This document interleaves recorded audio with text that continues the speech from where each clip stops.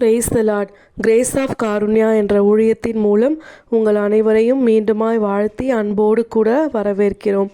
இந்நாள் வரையிலும் நம்மையும் நம் குடும்பத்தையும் கண்ணின் மணி போல பாதுகாத்த நம் தேவாதி தேவனை நாம் முழுமனதோடு ஆராதித்து அவர் நாமத்தை போற்றி புகழ்ந்து ஒவ்வொரு நாளும் நம்மை இடைவிடாமல் வழிநடத்தும்படியாய் அவருடைய கரத்தை நாம் இறுக பற்றி கொள்ளலாம்.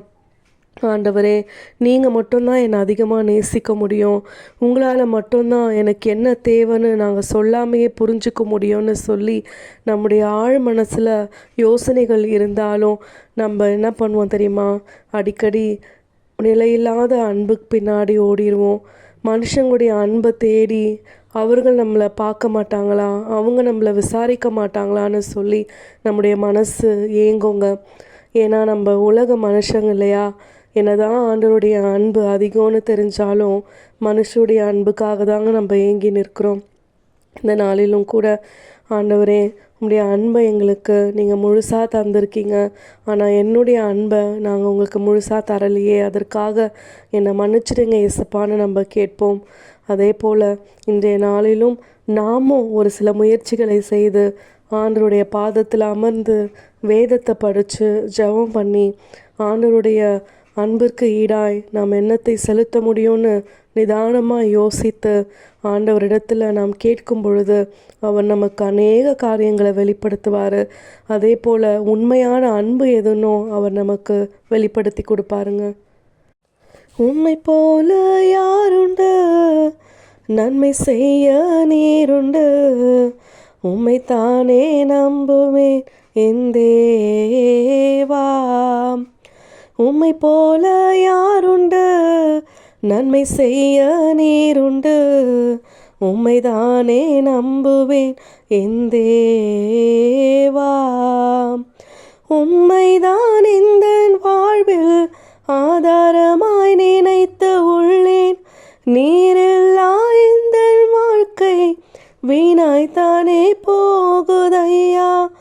உம்மைதான் இந்த வாழ்வில் ஆதாரமாய் நினைத்து உள்ளேன், நீரில்லா இந்த வாழ்க்கை வீணாய்தானே போகுதையா. எல் ஷடாய் ஆராதிப்பேன், எலோஹீம் ஆராதிப்பேன், அடோனாய் ஆராதிப்பேன், இயேசுவே ஆராதிப்பேன். உம்மை போல யாருண்டு, நன்மை செய்ய நீருண்டு, உம்மைதானே நம்புவேன் என் தேவா. நம் ஆண்டவரை நம்பி என் வாழ்க்கையில் நீங்கள் தான் எல்லாத்தையும் இந்நாள் வரையிலும் செய்து வரீங்கன்னு சொல்லி இந்த பாடல் மூலம் நாம் அவரை ஆராதித்து போற்றி புகழலாம். அதே போல் நம்ம நல்லா யோசிச்சோன்னா நமக்கு வந்த அநேக தீமைகளை எல்லாம் ஆண்டவர் பனி போல விலக்கியிருக்காருங்க. அதே போல் பெருசாக வர ஆபத்துகளை எல்லாம் ஆண்டவர் சின்னதாய் மாற்றியிருப்பார். ஒருவேளை சில காரியங்களில் நமக்கு பெரிய நஷ்டங்களோ பெரிய பலவீனங்களோ ஏதோ ஒரு பெரிய இழப்புகளோ வரும்போது நம்ம ஆண்டவர்கிட்ட கோச்சிப்போம், கேள்வி கேட்போம். ஆனால் நிதானமாய் அமர்ந்து யோசித்தோன்னா எல்லாத்துக்கு பின்னாடி ஒரு நன்மை இருக்கும், ஆண்டவருடைய பாதுகாப்பு இருந்திருக்கும். பெரிய பெரிய விபத்துகளிலிருந்தால் நம்மை மீட்டு சின்ன ஒரு காயத்தோடு நம்மளை வீட்டுக்கு அனுப்பியிருப்பார். அதெல்லாம் ஆண்டவருடைய மகிமை, அவருடைய கிருபைன்னு என்றைக்கு நம்ம மனசு உணருதோ அப்போ நம்ம ஆண்டவரை இடைவிடாமல் ஸ்தோத்தரிப்போம், அவரை புகழ்வோம்.